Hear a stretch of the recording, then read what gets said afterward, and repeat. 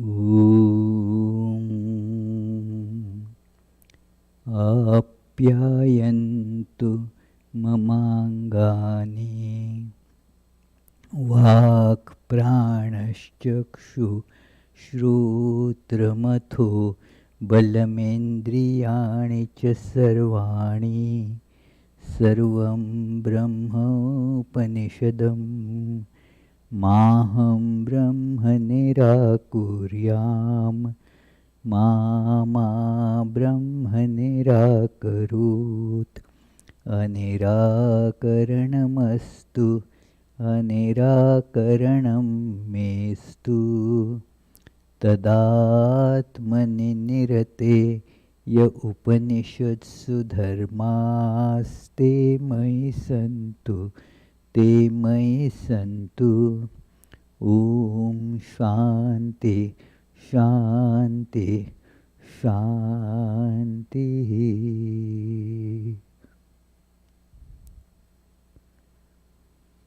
Om. May all my limbs attain strength. May the body, mind, all sensory and motor organs and the life force become efficient and powerful. All is verily the one without second, ever blissful, ever conscious, all pervading existence itself, the Brahman. Let me never deny this truth of oneness. May this truth never reject me either.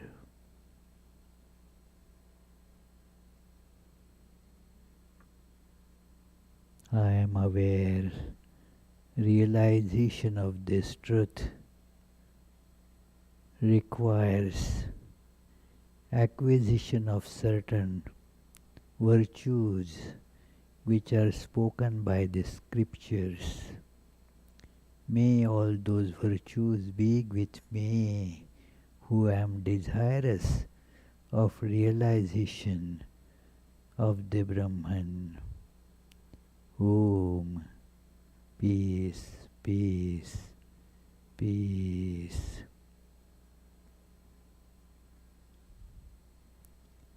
Let us feel this oneness of existence by going beyond our shapes, sizes, the forms.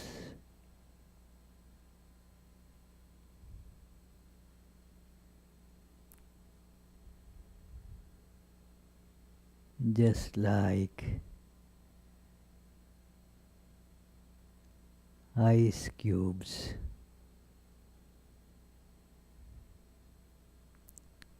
when kept in warm weather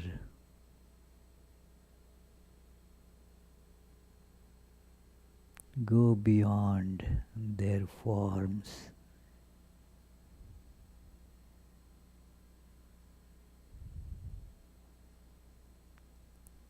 And there is the oneness seen. It was always there, but seen when one goes beyond the form. With disappearance of form, the particular name also disappears.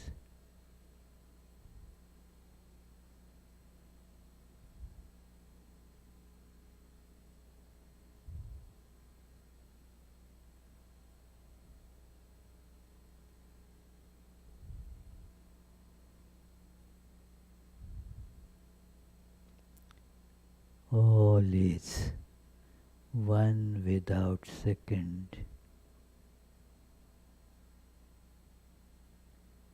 Existence itself. There is no time or space.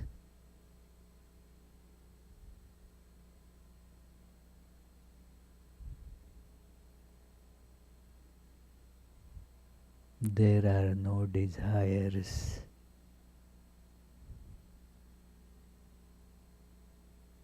It is bliss itself.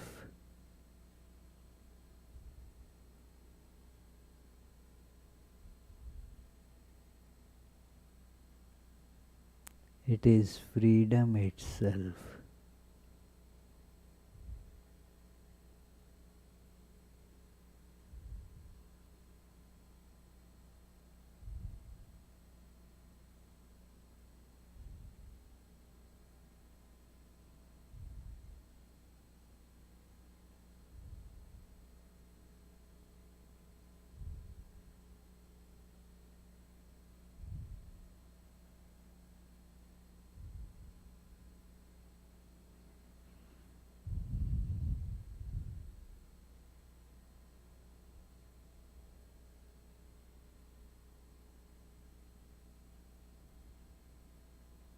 Om Shanti Shanti Shanti.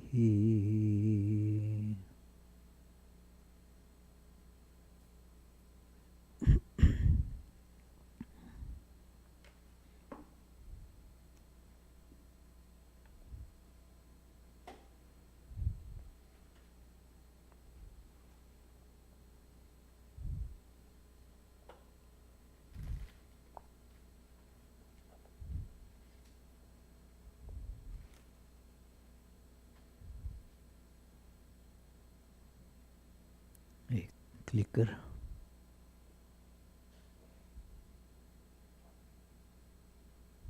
Thank you.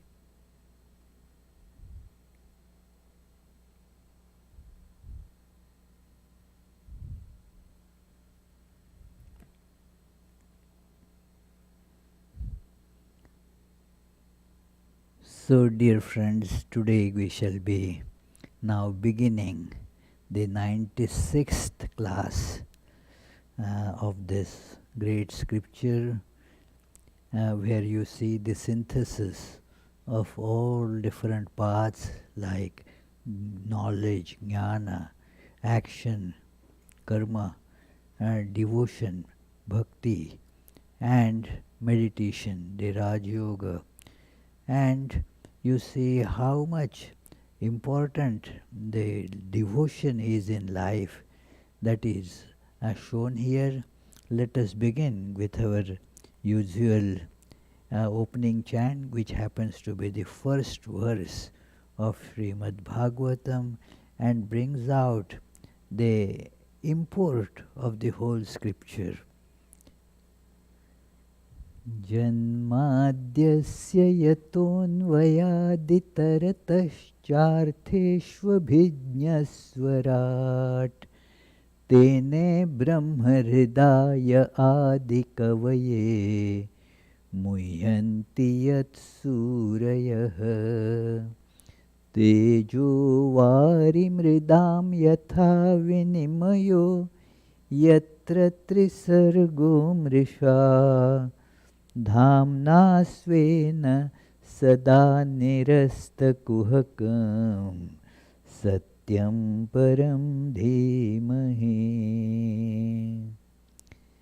That from whom creation, sustenance and dissolution of the universe take place, who is both the instrumental and material cause of it, who is omniscient, is the only one having self-mastery, being the one independent entity, who illumined the mind of Brahma with the Vedic revelation, whose wisdom is the wonder of even the greatest sages, in whom the world of the three gunas subsist, just as the combination of materials like fire, water and earth subsist in their causes without changing their elemental nature, in whose consciousness there is nothing false.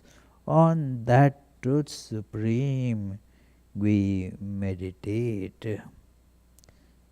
So the truth supreme, the truth that is absolute, is the topic for meditation in this whole book, because that is what the aspiration of all human beings is, to realize this truth and thus thereby get the true absolute bliss in life.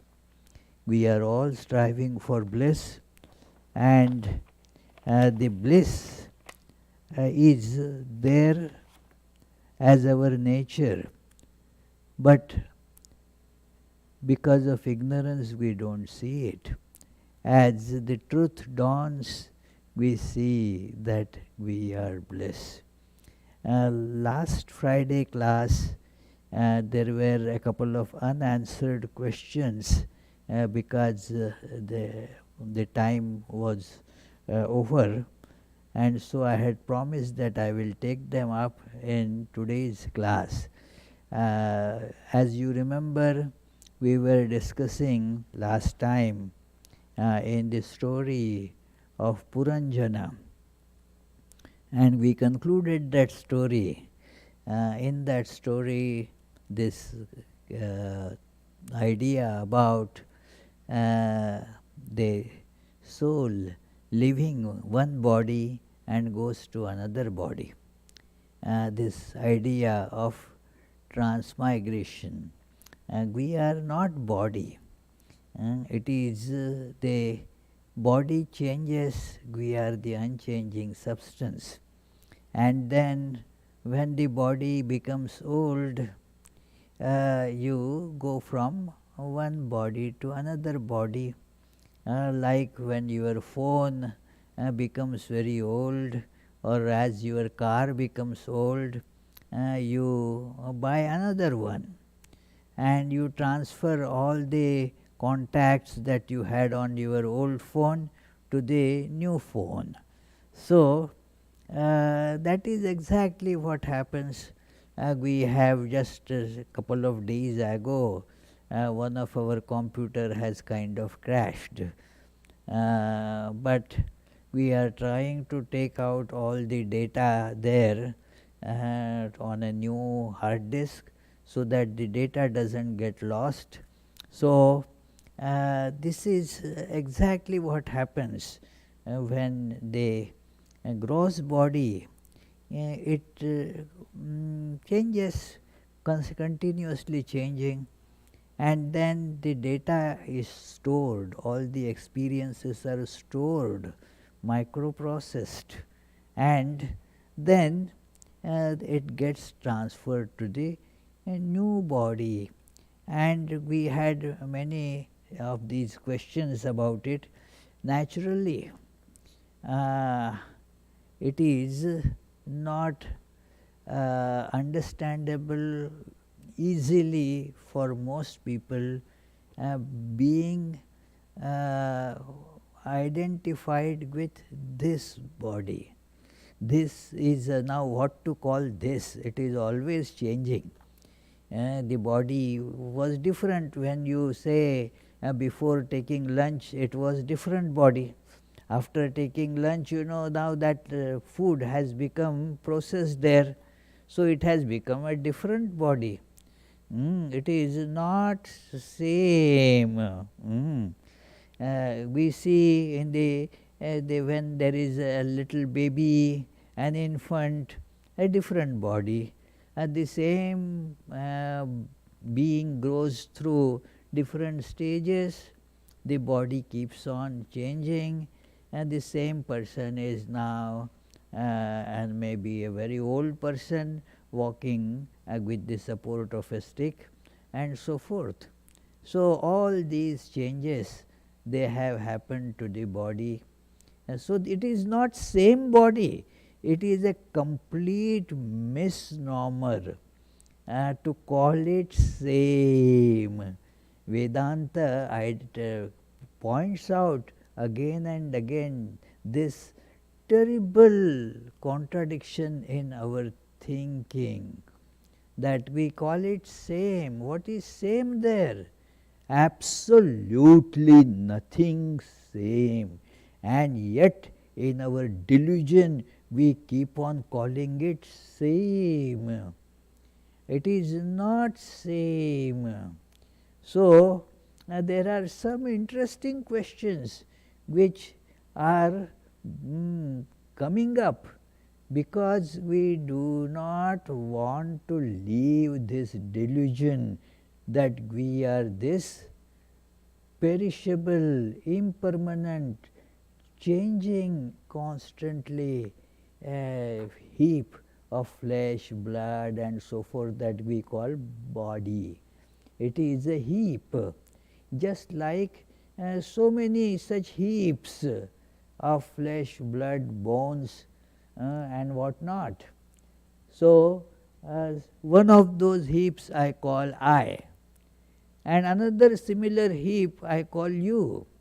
There is actually no logic behind that why one is called I, another is called not I. It is therefore important that we understand this big anomaly in our thinking process itself, that this particular body, why call it I, and another similar heap of flesh and blood and all that called you or world. There is no sense in that. But because we are rooted deeply in this ignorance, we find it difficult to understand this whole process, and thus some questions come. One question that comes invariably when the discussion of reincarnation is there, and that question, there is no name there for that questioner, but this question of population, that thousands of years ago how much was population of earth, and now such a huge population, where from all these souls have come from. So, now where are all these souls come from? Here the questioner takes for granted that it is the population of human beings is only there. The soul doesn't mean only it has to go from one human being to another human being, not necessary at all. It can become a microbe or even a virus, it can become a stone, it can become whatever, It is not that it has to become just a human to human, not at all like that. Also, you are talking only about earth, the universe. Earth is a very tiny speck. You could be reborn somewhere in some other galaxy, maybe in a black hole, who knows. It is so this question is really unfounded, but still it comes. Second thing which is much deeper to understand, that our enumeration system that we are using now is limited by our brain. Our brain works with this system called natural number system. We call it natural because it is natural with us, but that is where our limitation of enumeration comes. The numbers, as soon as we, this brain is transcended, that number system also becomes meaningless. This is something that one needs to feel, understand that therefore how many? It is a very funny question, how many? How do you count how many? I tell that joke many times, that it is singular and plural, that it is the children were being tested for their understanding of grammar. The teacher was teaching the numbers, singular, plural, and asked the students that, well, tell now, pant is singular or plural? And one brilliant child says, on the upper side it is singular, on the lower side it is plural. So, it depends on what do you count. Like a person, it is you may say one Abhishek here, but count the number of molecules there, huge, it may be billions, yeah. So, billions or trillions. So, how many are there? A trillion maybe. It depends on what you are looking at, how you are restricting your calculation. It is, you say that I bought 1 pound of rice. If you look at the number of grains, it is not 1, it is by you make a unit pound, and so you call it 1. So, a body you take it as 1, but there are so many trillions of bodies within the body, they all are souls, not that they do not have soul. Every single bacteria or microbe or whatever you may term has a soul. Soul is not just for you. So, therefore, I do not want to go much into the details of how therefore it is enumerated, but it is not that you can count. When you have this body, you have the use of this brain and the limitations of this brain also, and therefore your counting proceeds only like that, and we are so much identified with it that we do not realize that it is a limitation of counting. Like we are used to 3-dimensional world, and we think that that is how the world is. I was reading that nice book, Flatlands. See, it is a 2-dimensional world, how it appears. The same, but in 2 dimensions. Interesting, very nice book. When you go to say 4-dimensional universe, it will be very different.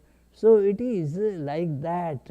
We get used to this body, limitations of this body, and take them to be absolute and applicable to everything. That is a big mistake which gives rise to this and such questions.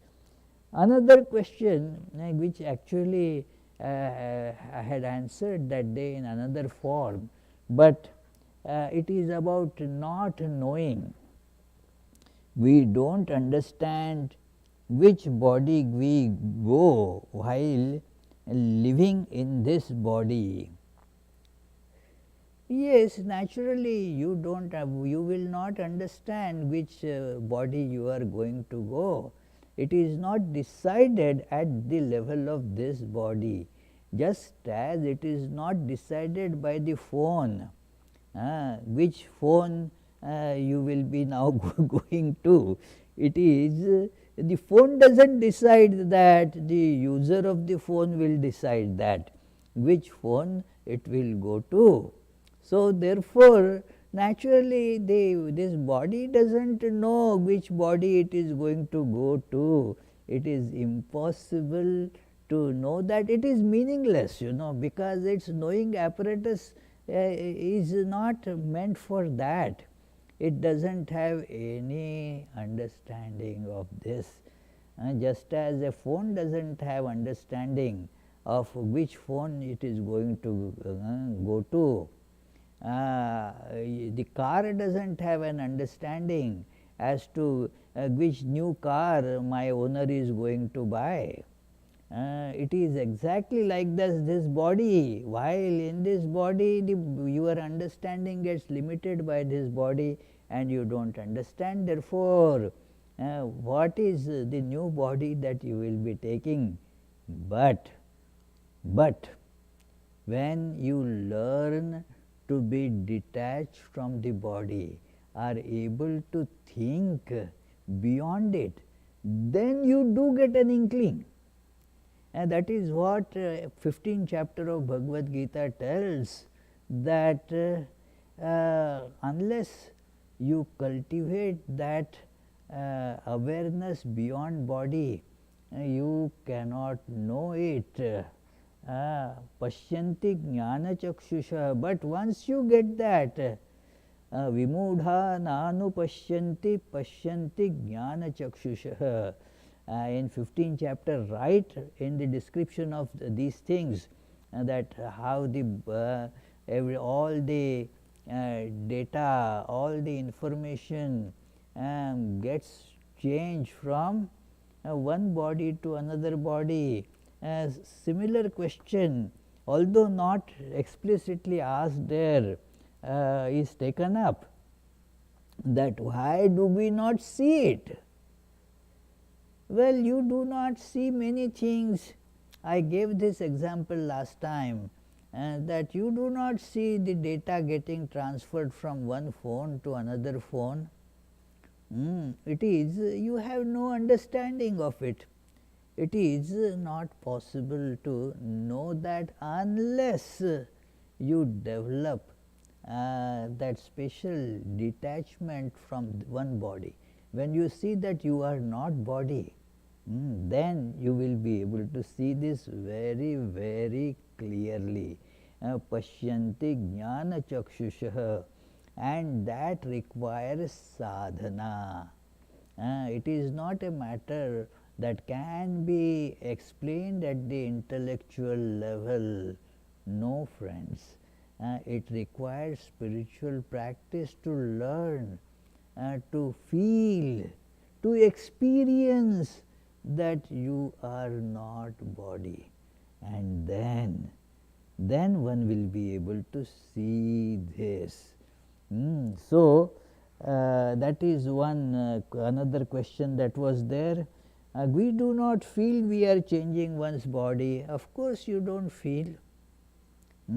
It is these two questions were by this Keya and Ananya Chaudhary. So, they asked this question, similar question, and both actually are mother and daughter. So, probably they spoke through telepathy and so asked similar question. So, it is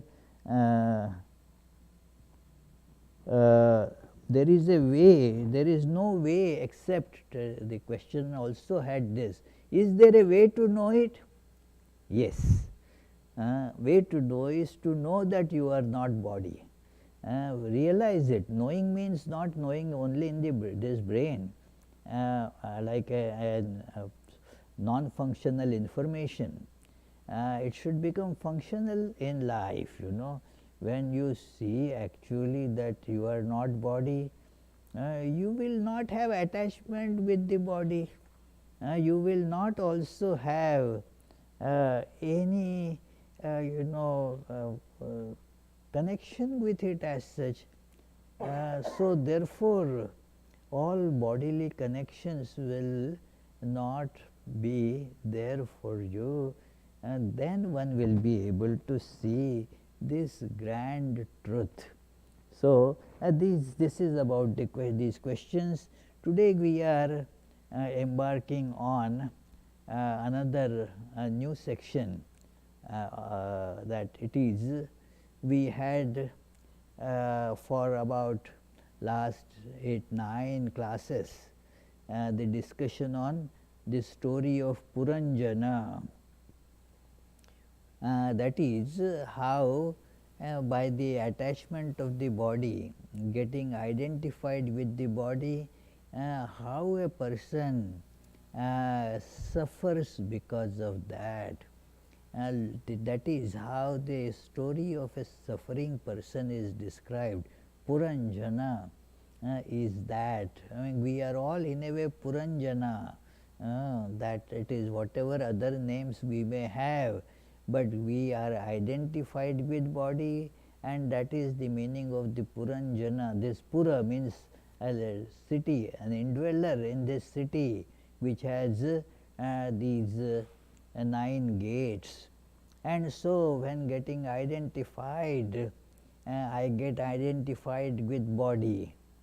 Just I am giving an example. Then I am getting identified with body means then I am male or female, or I have a gender. Then I have the sexual desires. They come all automatically. When you are identified with body, then they all get dragged in, and thus you enter into a terrible realm of inescapable suffering and transmigrations. And it is you get into such a vicious cycle of all this. We discussed that. That is the story of Puranjana.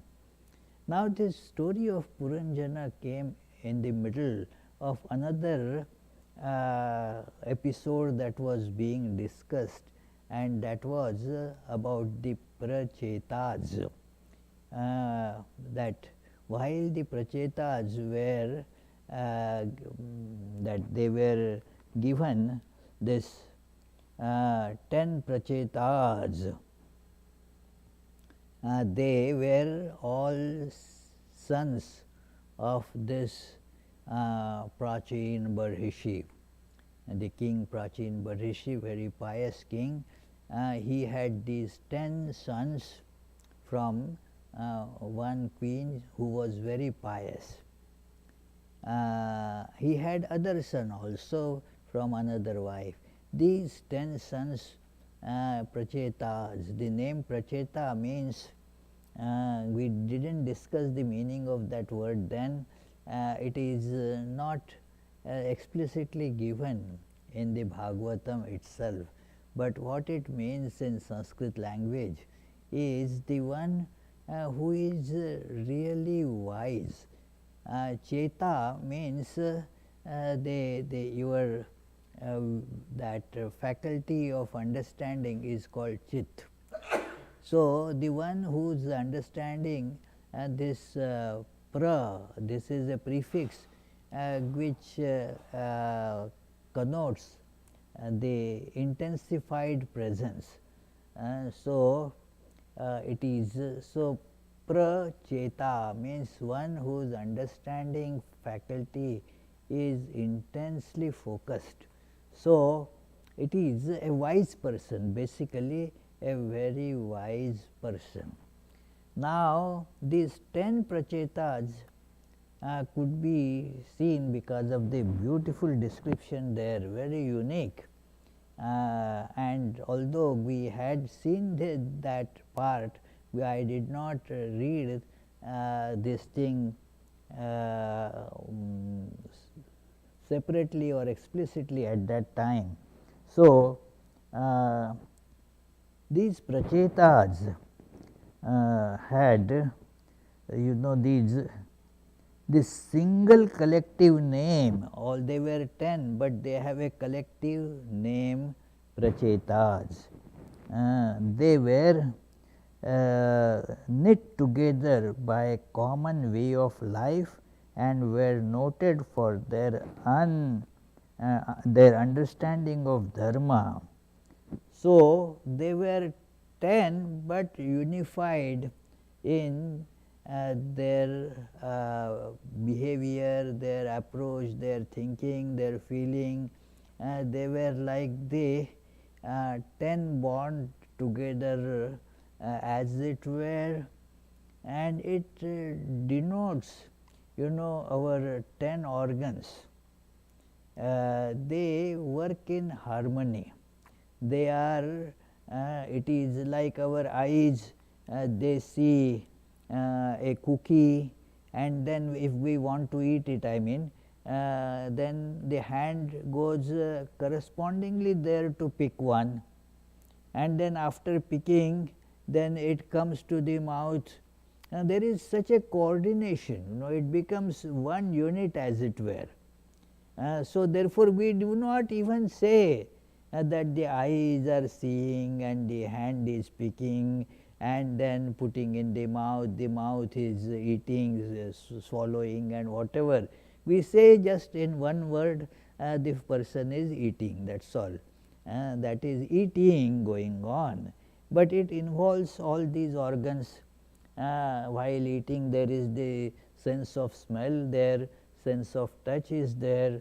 So, all these organs, they as it were function in cohesion, in perfect harmony. So, that is the symbolism of these 10 people. They are 10 suns, but they are united in the purpose, and that is how an intelligent person has, person of wisdom does not have this interpersonal conflict. Normally a person's intellect tells one thing, our intellect tells one thing, our emotions drag us in some other direction, our habits they pull us in third direction, and therefore imagine, if we are pulled in 3-4 different directions, what will it not be suffering? What, Naomi? Will it not be suffering if you are pulled by holding your left hand in one direction, right hand in another direction, somebody holding your hair is pulling you in the third direction, and somebody is pulling with your feet in fourth direction? That will be not a pleasant experience for sure. So, this is what happens to us because of the conflict that we have in our different faculties, different organs. When they are working cohesively, fine.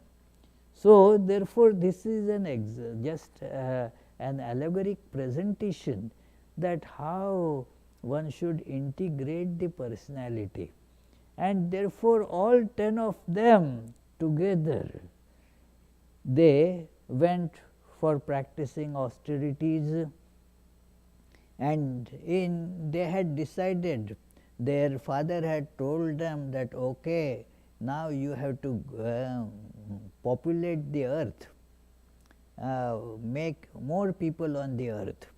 So, therefore, they decided for that purpose to perform austerities, and as they came to a beautiful lake, they started meditating there, and they saw the form of Rudra, Lord Shiva arising there, and then Lord Rudra gave them a wonderful sermon that is known as the Rudra Gita, and it is in the praise of Lord Vishnu or Hari, and why one should devote to Vishnu, so that you get everything that you are seeking in life.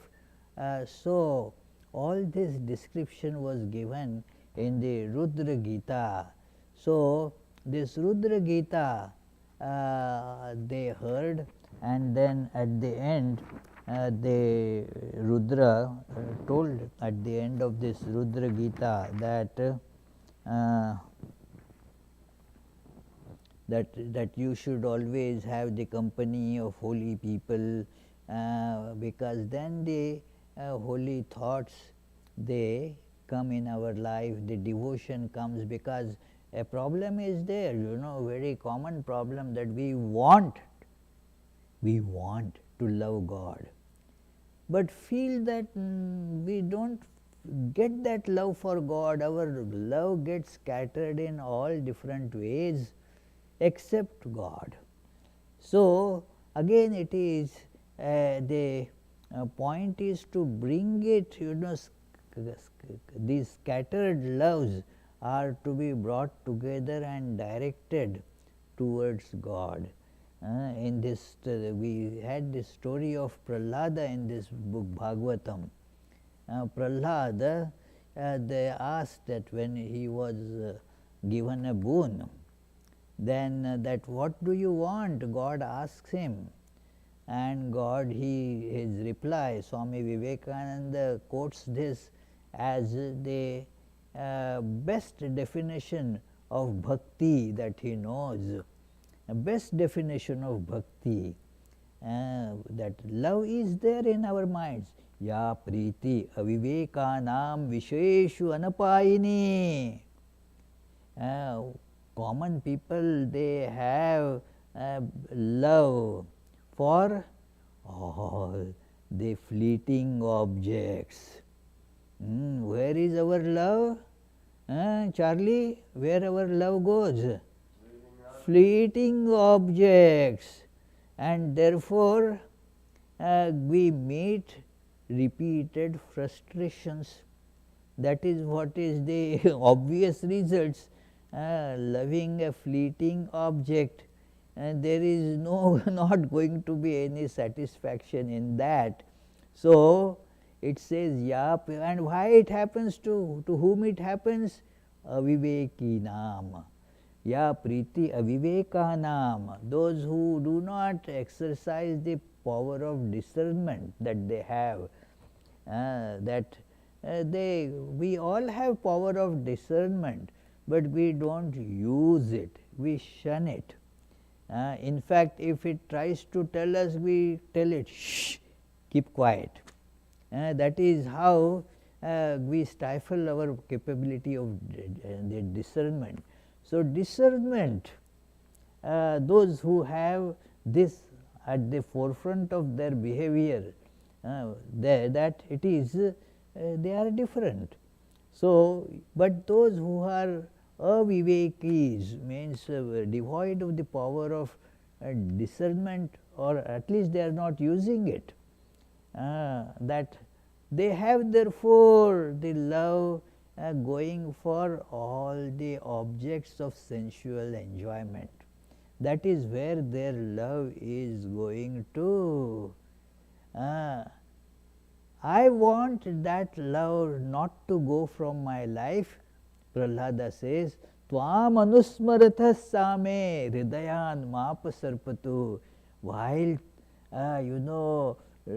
I remember you and I think of you, God, at that, that kind of love should never leave me, but only when I am remembering you, Lord. For Lord alone that love, because then that is the love for the permanent, and you can get it. That which is impermanent, like a shadow. Can you catch a shadow? Howsoever you may have love for a shadow, there is no catching a shadow, but you catch the reality and the shadow also gets caught. Remember this. That is why Jesus says, you first seek the kingdom of heaven, everything else shall be added unto you. We stupids, we start running after everything and thus miss both. Kingdom of heaven, we are not looking for it, and those which are these shadows, non-existent things, and we cannot get them being non-existent. So, that is why this is very important to say that the love is to be taken there, and how do we get to cultivate that? By what is called satsanga. So, the Rudra Gita tells the 10 prachetas that you should do that, and then it is concluded that whoever it is told that whoever recites this Rudra Gita every morning and evening and many times, it is that person will thus be able to break the bonds of all karma. So, O princess, perform tapas, means perform these purification processes called tapas, austerities. Austerities does not mean at all torturing the body. No, austerities means purification of mind and thus making our behavior well controlled. So, that is the tapas in concentration and repetition of the hymn addressed to the Lord Vishnu, this Rudra Gita, Paramatman. Paramatman is a very beautiful word. Paramatma means we feel Atma, the self, but the Supreme Self, where it is the same in all, that is called Paramatma, that is God.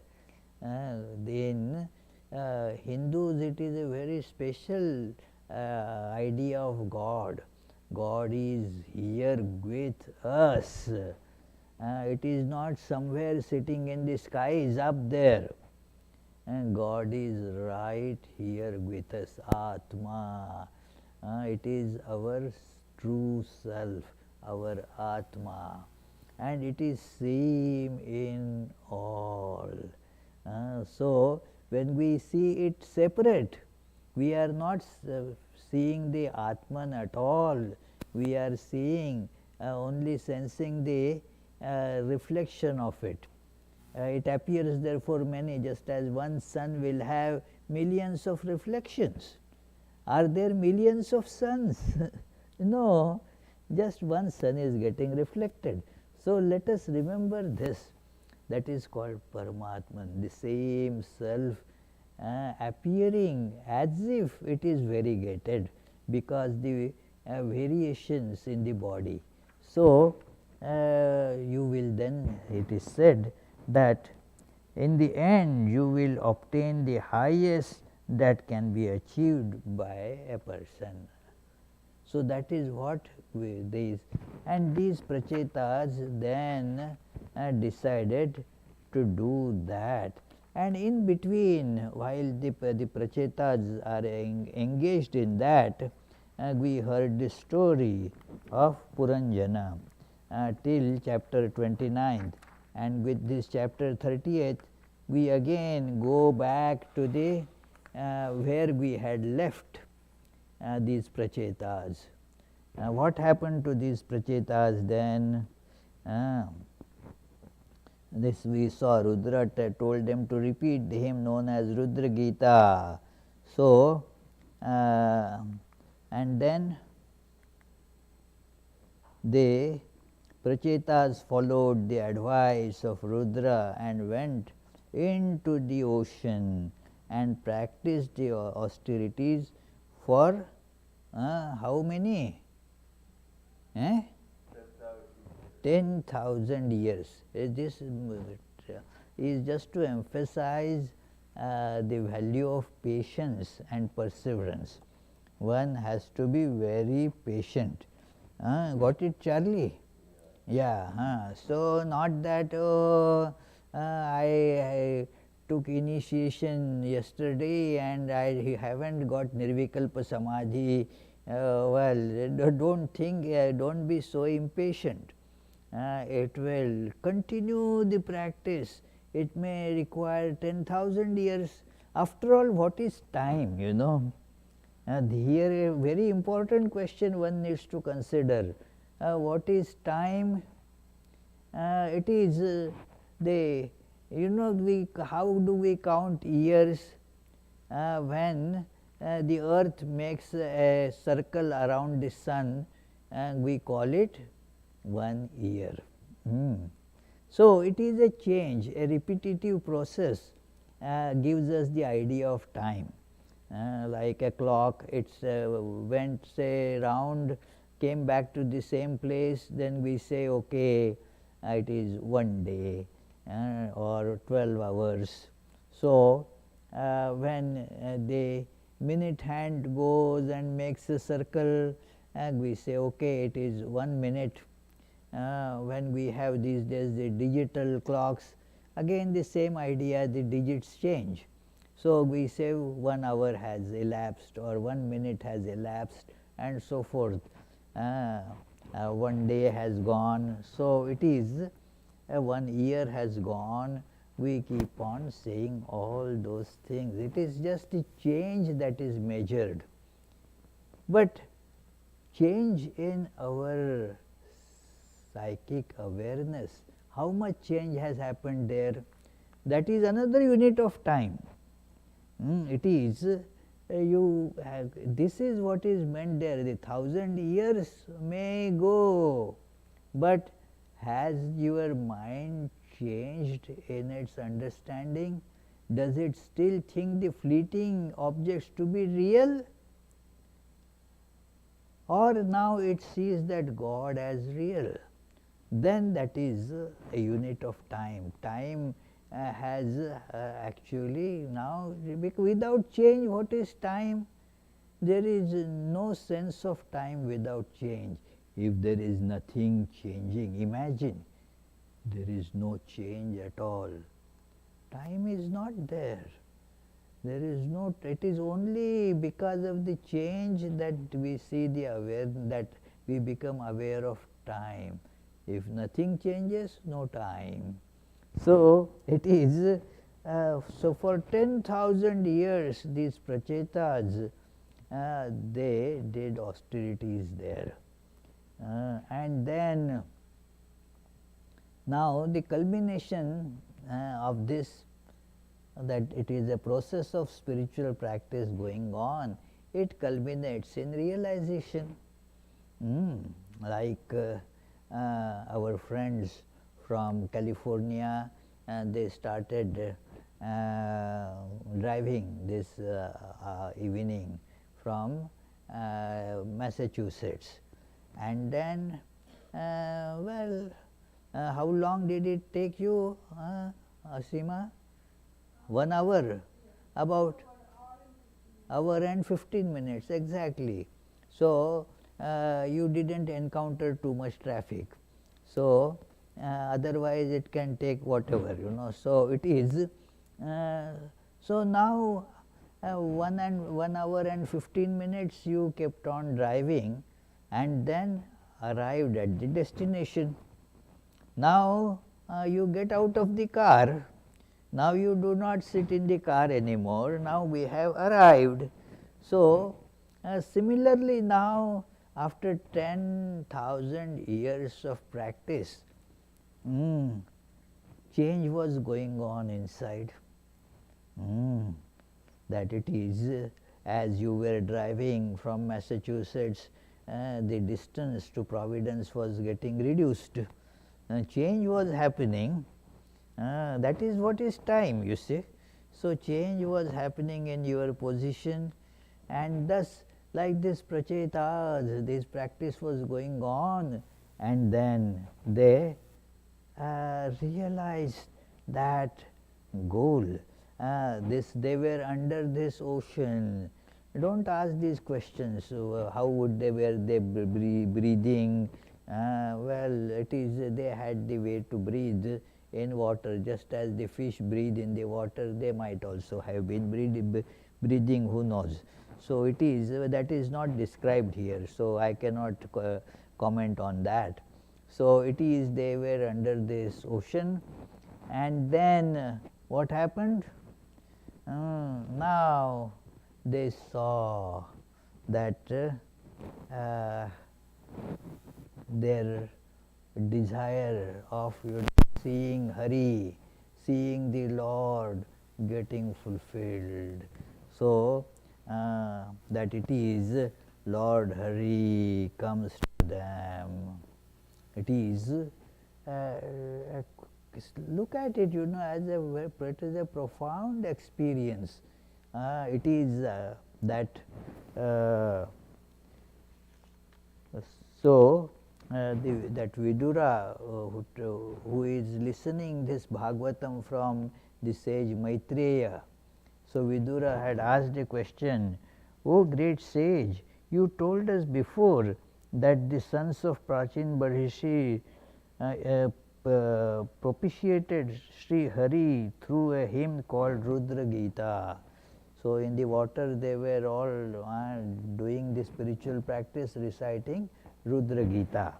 So, "O thou disciple of Brihaspati, how did the Prachetas happen to meet by chance Sri Rudra, the greatest of the devotees of Sri Hari, receive his blessings and attain to the highest destiny?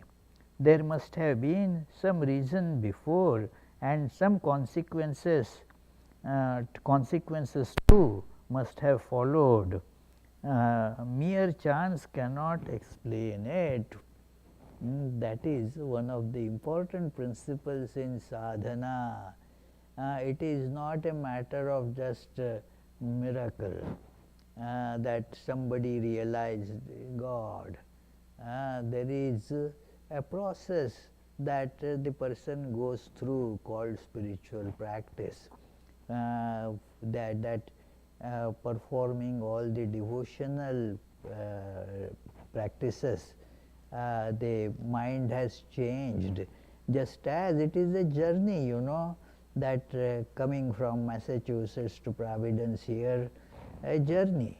So from ignorance to knowledge, it is a process. So it is not happening automatically, not happening by chance, as many times these scientists seem to say, that how this universe happened, took place. Now because there is no reason apparent to them, by chance, it happened by chance. Analyze this statement. It is taken up as if as a big statement of knowledge. It happened by chance. What it simply means in plain words, that I don't know how it happens. An ignorant person will say, an ordinary person will say, I don't know how it happened. But as if you are a scientist, you have to use some different way. I know how it happened. It happened by chance. What does it mean? Nothing much. So it doesn't happen by chance.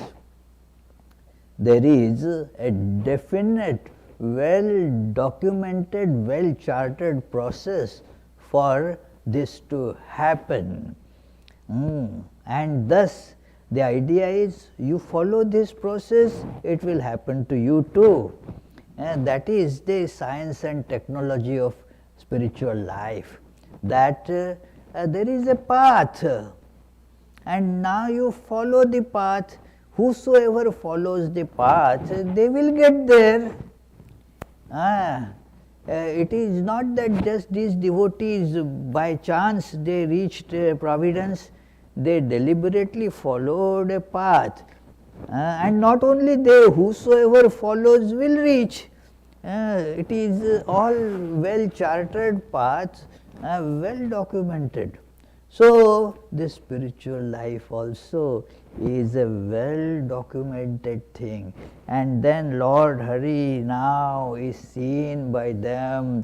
So he says there, and we shall stop our discussion today here, that it is the beautiful description now of Hari coming on the Garuda there, and because it happens with all the science of it. It is a particular deity has particular science. It is all Brahman, but the way that a devotee approaches first gets that and then sees that as Brahman. So they saw this Garuda because Rudra had described to them that this is how you will see Hari. Hari will show you everything, then the truth will be revealed from him. So they see the Hari. So we shall stop here. What now happens between them and Hari, and then how they are going to complete what their father had ordered them, that you have to populate this earth. How they go about it, we shall see some part of it in our next Friday's class.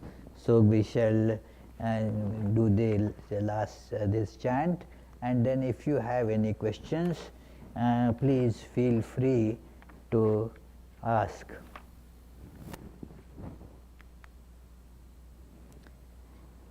Nigamakkalpatarurgalitam phalam shukamukhadamritadravasanयुtam pibata bhagavatam rasamalayam muhurho rasika bhuvi bhavukaha.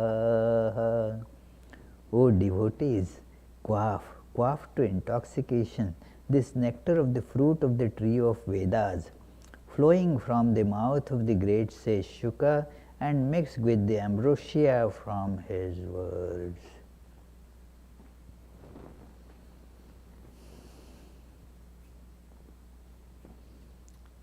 Anybody, any question? Oh, Abhishek has question. Okay.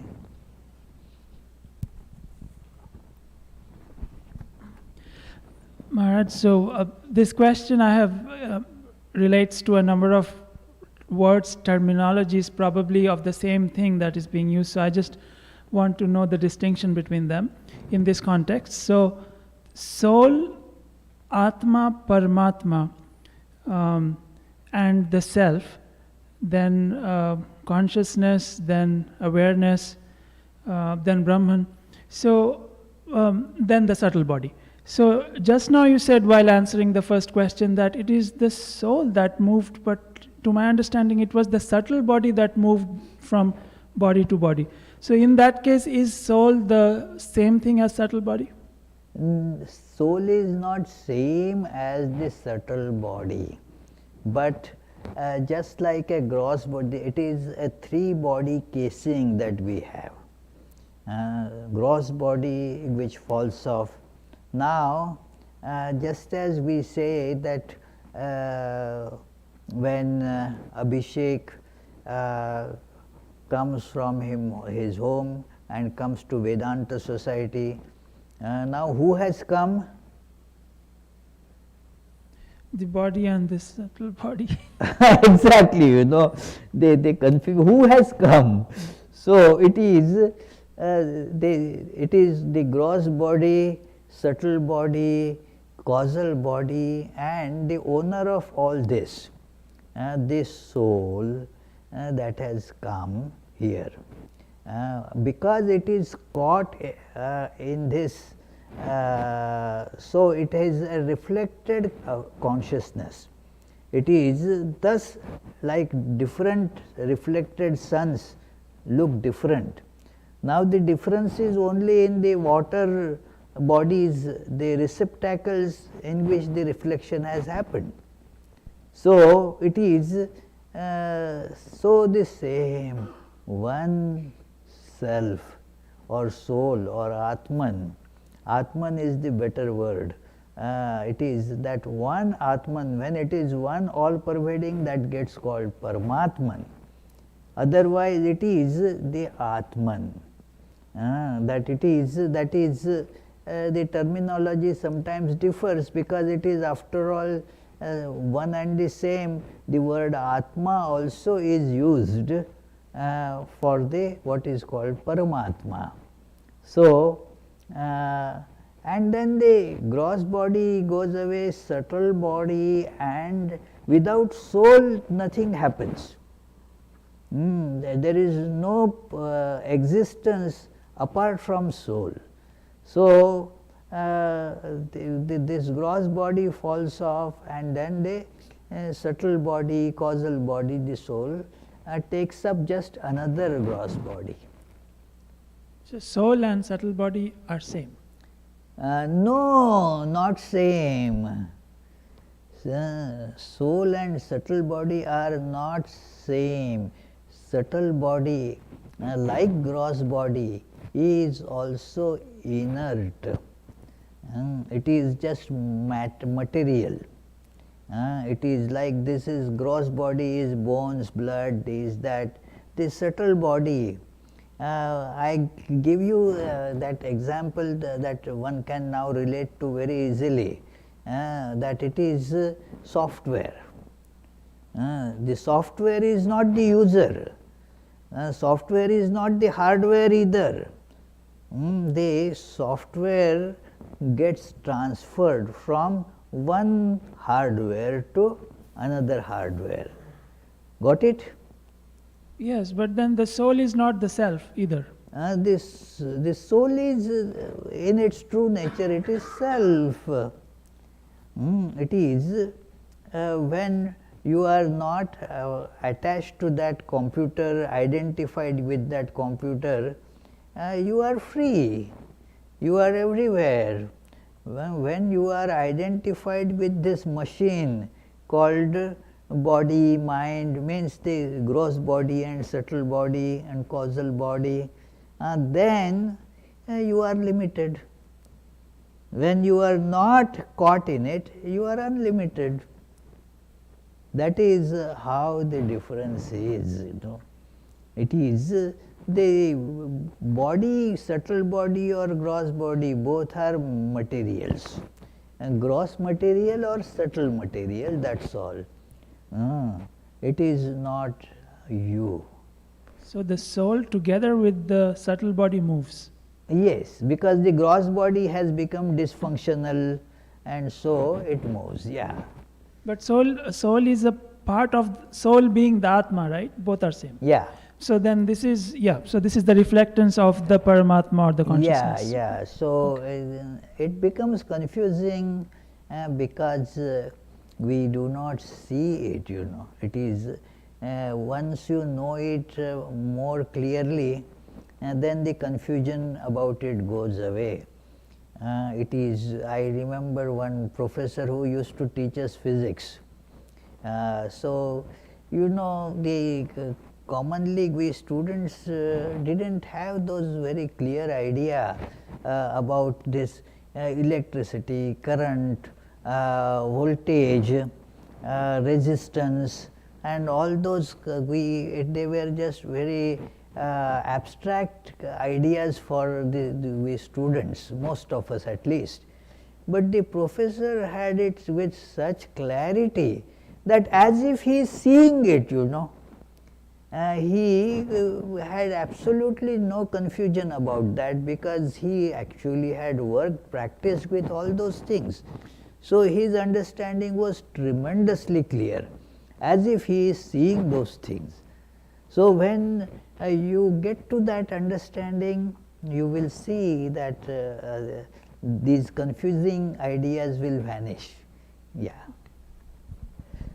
Oh, Charlie, you have a question? Yes. If they saw Rudra, why did they have to wait to see Hari? Oh, well, that is, Rudra is the expression here of the Guru. The Guru shows you the path, and then as Sri Ramakrishna says very nicely, Guru points out to the Ishtam, the chosen deity, and thus then the Guru's job is over, Guru disappears. So Rudra did that and disappeared. And then the Guru stays with you from life to life. Till you get the realization. Yeah. If you are not doing sadhana, then it will inspire you to do sadhana. Yeah, that is it. Any questions upstairs? No. Any question upstairs? Yes. There is. There is one Web questions.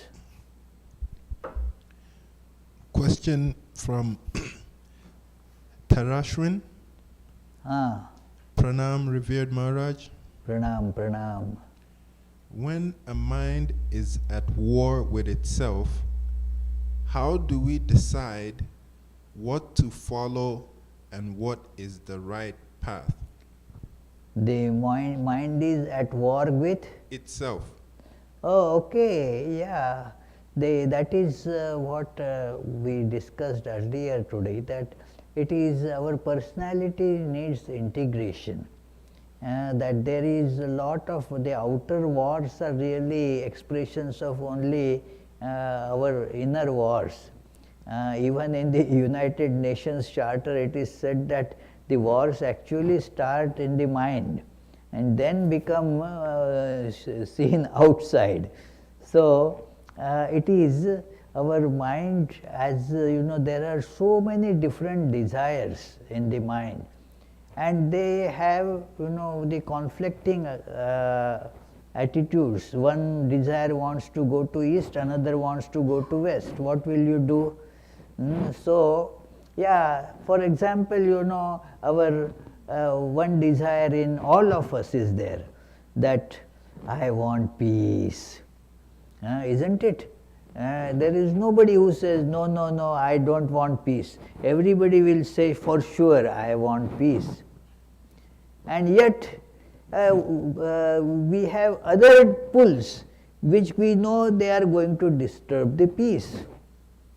So it is the resolution for that is this sadhana, pointing, one pointed attention on the goal of life, that is God, who is the embodiment of bliss, embodiment of peace, embodiment of love.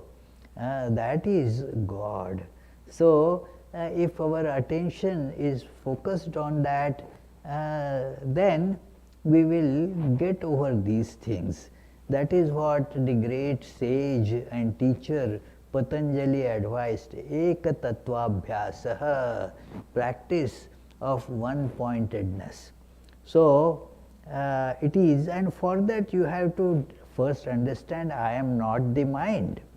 Then only you can handle it. If you are the mind, who is to handle it?